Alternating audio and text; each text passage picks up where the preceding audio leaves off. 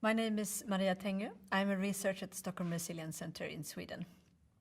And what I will talk about now is what are different sources for navigating complexity and what is the role of different ways of knowing and understanding and learning about the world. And then I'm going to talk in particular not only about kind of scientific knowledge and learning, but also indigenous and local knowledge. And the underlying idea is that diverse sources of knowledge and understanding builds resilience and can build resilience and capacity to navigate complexity for sustainability. And often intervention that can be based on the best scientific understanding can still ignore the local, the context, specific conditions and therefore fail. While engaging with practice or experience-based knowledge can provide complementary knowledge and understanding about the complex interactions between people and nature, about management practices in place, values, rules and norms. And if you do that well, that could also lead to improved legitimacy and relevance and long-term sustainability of the intervention. However, even if this is, I think this is fairly well known, the value of this, to do this is not always straightforward and easy. And one reason is the power inequalities, both between different actors, but also between the knowledge systems.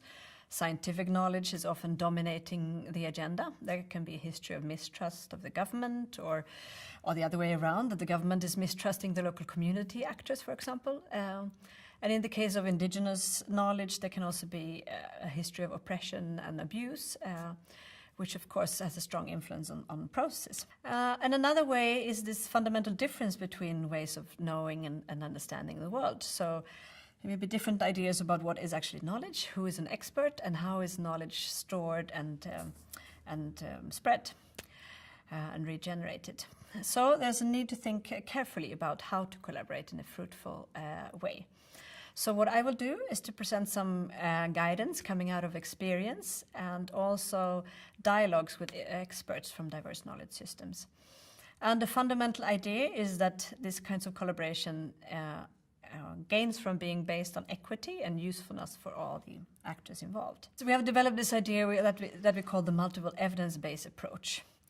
And the fundamental thing is to view different knowledge and knowledge systems as complementary, and that different streams of knowledge and understanding bring together and contribute to an enriched picture of a particular issue.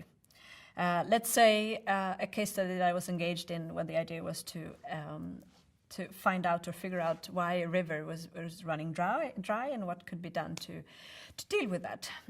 So then there's different sources of knowledge to understand hydrology, local practices, etc., to understand that better, what could be done. And in this multiple evidence-based approach, we emphasize the integrity of the different knowledge systems.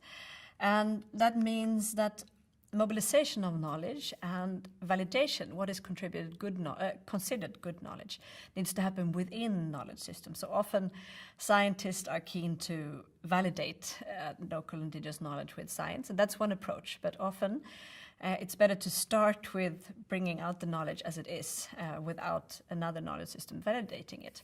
So for example, in the case study of the river, the community brought forward knowledge about sacred sites and spiritual importance of water in these sites. And that's kinds of knowledge that you actually cannot validate across, but is really important for understanding the governance and problem solving around the river.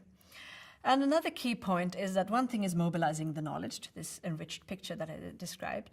But it's also really important that the different actors agree on what is the problem we are addressing here.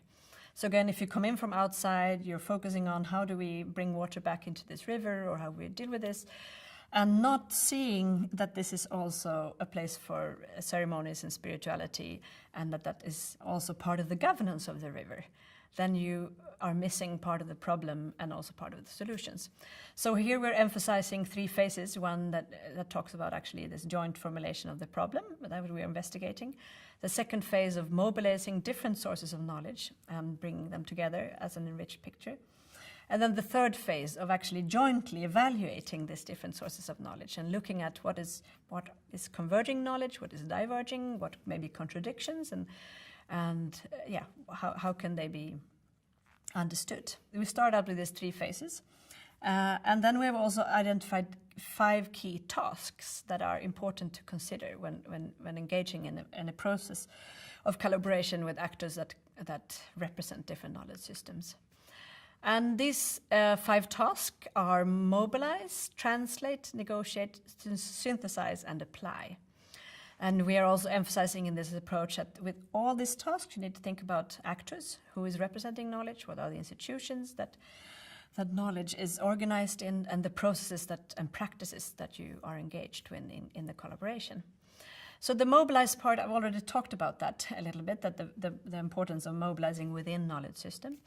And often when it comes to local and indigenous knowledge, that part is overlooked. So the knowledge may be there, but it's not in a form that's easy to interact with.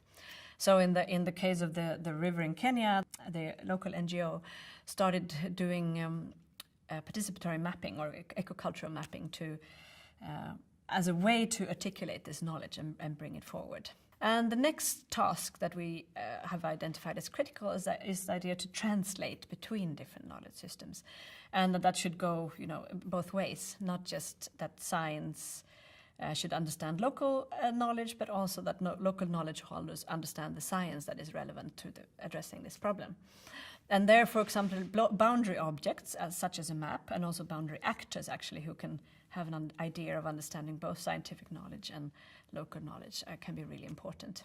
And the third task is to negotiate, and the important thing is to acknowledge that there may be actually tensions around these different kinds of knowledge. But for example, while studying different hunted species, that there may be different understanding of whether a particular species is threatened by extinction or not. And there's one example from Canada where it actually there were some tensions or different ideas about the populations that could be resolved when thinking more about at which scale of resolution was going on. But there may be still things, and that's represented on the different dots here in this figure, that some knowledge is actually not commensurable, that you cannot figure that needs to kind of remain unresolved. And then the fourth task is to synthesize, to bring knowledge together. And often that has been done that in a way that science validates and turns all the knowledge into a scientific report. And we're trying to emphasize here there's a need to do that in a way that still respects the integrity of the knowledge systems, and also doesn't shy away from thinking about this contradictory knowledge.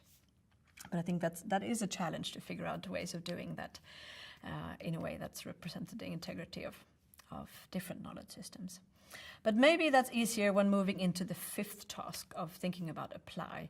And here we come back to the fundamental point about the usefulness for all actors involved. So if you design the process in a way that the knowledge generated can be useful for different actors at different scales. So for example, that in the process comes out insights that are directly that can be implemented by local users, but also matters for policy at higher level. So one area where this multiple evidence-based approach is more and more thought about is, for example, in biodiversity assessment. And if this is driven only by science, maybe you're looking for information that is useful for scientific assessment and maybe high-level decision-making. But if you design the ways of mobilizing and collecting knowledge in a way that also matters for practice on the ground, for example, which crops to use or insights about new management practices, then there's a value for everyone, for all actors involved to engage in this process. So, to wrap up, attention to these 5 different tasks in processes of collaboration can help generate new ways forward in addressing the problem, and also actually install agency and a willingness to commit to new solutions, both with different actors at different levels, and also help form new kinds of collaboration. And I referred to this, the case in Kenya, in the community of Karaka. It's a local case study, but approach can also be applied in more higher level aggregation of knowledge, of thinking about complementarity and different pieces of the puzzle that are brought in by different knowledge systems. And one way of thinking of this can be as weaving, so that you bring together knowledge in a way that builds on the strength of the different threads, but still recognizing that they have different colors. But they, again, brought together, they can show new patterns and new ways forward. So the take-home message here is that diverse knowledge and ways of understanding the world can enhance the capacity to navigate complexity. And that local and experience-based knowledge, as in indigenous knowledge, for example, contributes to complementary insight for understanding and finding new solutions to these kind of interlinked socio-ecological issues and their dynamics. And successful collaboration, as I hopefully have showed to you, builds on equity and usefulness for all actors involved, and the recognition of actors, their institutions, and the practices within knowledge systems. And I think that this way of thinking of different knowledge systems as complementary is a way to strengthen the relevance of local knowledge beyond the local. Because local and indigenous communities are governing vast areas of the world, the biodiversity, the ecosystem services, and their practices and knowledge matter for governance. And that needs to be brought into the conversation in a better way that respects both their rights, but also their knowledge and their governance systems to deal with their challenges and the ecosystems that they are managing. Thank you very much for your time and attention.